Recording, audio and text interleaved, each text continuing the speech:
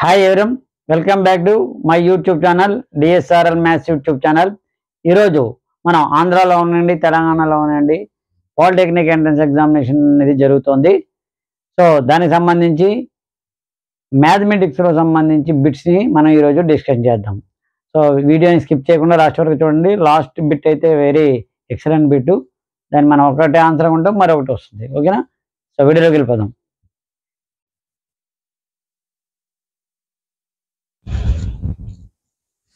So ఇందులో first bit కనుక మనం చూసుకుంటే, if the LCM of 12 and 42 is 10m + 4 ఫార్మేషన్లో ఉందంటే దాని m ఎంత అన్నాడు. ముందు 12కి 42కి ఎల్సిఎం ఫైండ్ అవుట్ చేయండి.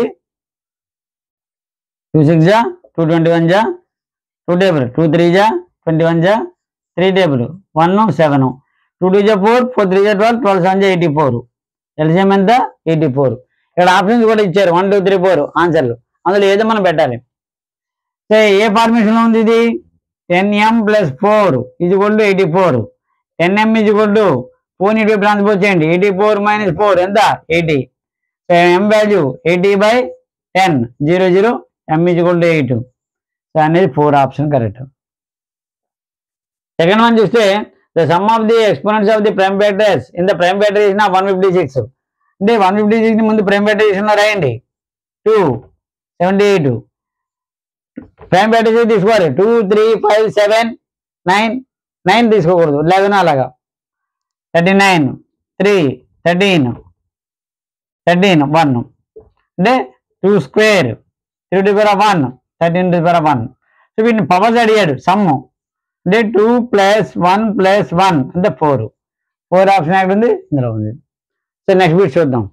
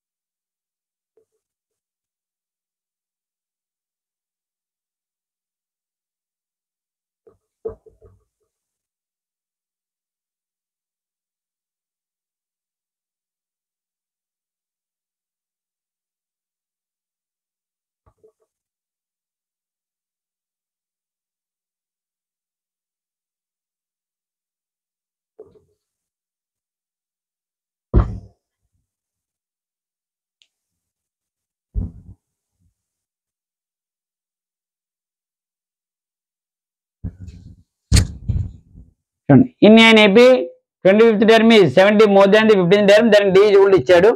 A 5 6 7 8. 25th term అంటే ఏంటి? A25 equal to 70 more than 15th term అంటే A15. A25 అంటే A plus 24D 70, 15 అంటే A plus 14D. ఇప్పుడు ఇందులో ఏ cancel. 24D is equal to ఇది ఇటువైపు తీసుకొచ్చాను. 24D minus 14D is equal to 70. So 10D is equal to 70. D value 70 by 10. D is equal to 7 అవుతుంది. D is equal to 7 అంటే 7 అంటే ఇక్కడ ఉంది. అలాగే the points A B C ఇచ్చారు. అదే వెర్టికల్ విచ్ ట్రయాంగిల్ అడిగాడు. సో ట్రయాంగిల్ అన్నప్పుడు right angle is equal to isosceles అన్నప్పుడు ముందుగా 3 సైడ్స్ ఫైండ్ అవుట్ చేయండి. ఏ -5, 0, బి 5, 0. డిస్టెన్స్ కట్టండి. x1 y1 x2 y2. Formula ఏంటి మనకి? Root over x2 - x1 whole square plus y2 - y1 whole square. ఇది ఎంత అవుతుంది? 5 -1 అంటే +5 whole square plus 0 - 0 whole square. 10 square అంటే 100. రూట్ 100 ఎంత వచ్చింది? 10. అలాగే బీజీ తీసుకోండి. బీజీ అంటే ఎంత? 5 0 సి 0, 4. మళ్ళీ ఇది x1 y1 x2 y2 తీసుకోండి. బీజీ డిస్టెన్స్ ఫైండ్ అవుట్ చేయండి. 0 - 5 whole square plus 4 - 0 whole square. -5 whole square అంటే ఎంత? 25. హోల్ స్క్వేర్ అంటే 16.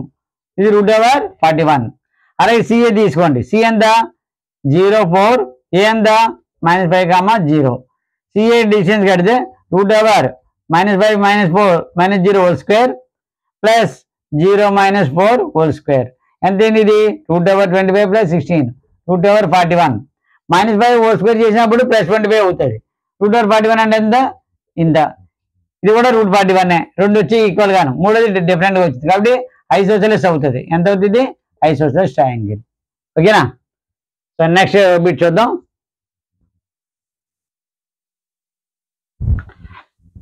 చూడండి, the lengths of diagonals of a rhombus are 24 cm and 10 cm, then each side of the rhombus అని అడిగాడు.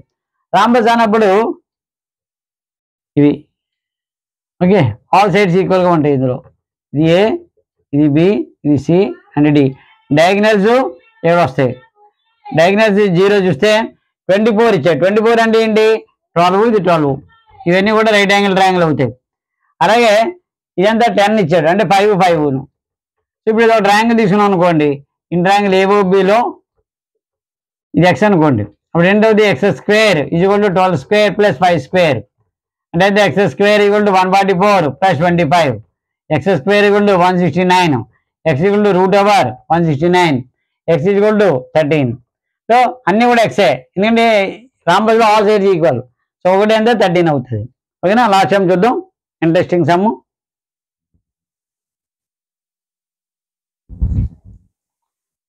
Last time చూస్తే from the edition figure P అనేది length of the tangent ఇచ్చాడు 4 centimetre, OB radius ఇచ్చాడు 3 centimetre.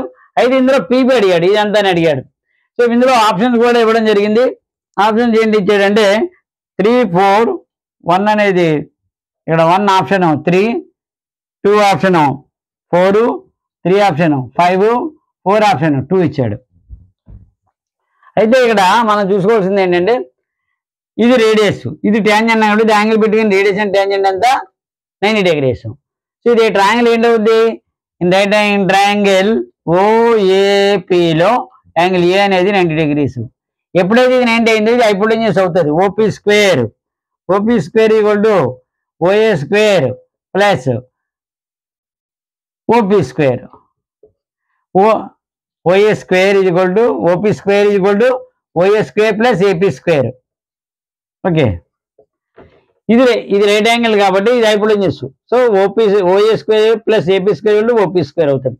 కానీ వాడు అడిగింది అంటే పీబీ అడిగాడు. ఓపీ ముందు ఫైండ్ అవుట్ చేయండి. ఓపీ ఎంత, ఓఏ 3, ఏపీ 4, 3 స్క్వేర్ అంటే 9 + 16 ఎంత అయింది 25. అప్పుడు ఓపీ ఇది కూడా ఎంత ఉంది √25. చాలా మంది 5 అని వేసేస్తారు, కానీ ఇది రాంగ్. యాక్చువల్గా వాడు అడిగింది ఓపీ అడగలే, పీబీ అడిగాడు. సో ఇక్కడ మన లాజిక్ ఏంటి ఆలోచించారంటే ఓబీ అనేది రేడియస్, ఓబీ అనేది ఏంటి అవుద్ది రేడియస్, ఇది కూడా 3 అవుతుంది. ఎందుకంటే ఓఏ 3 రేడియస్ 3 కదా, ఇది కూడా 3 అవుతుంది. ఇది టోటల్గా ఎంత అయింది, ఇది ఇక్కడ నుంచి ఇక్కడికి ఎంత 5.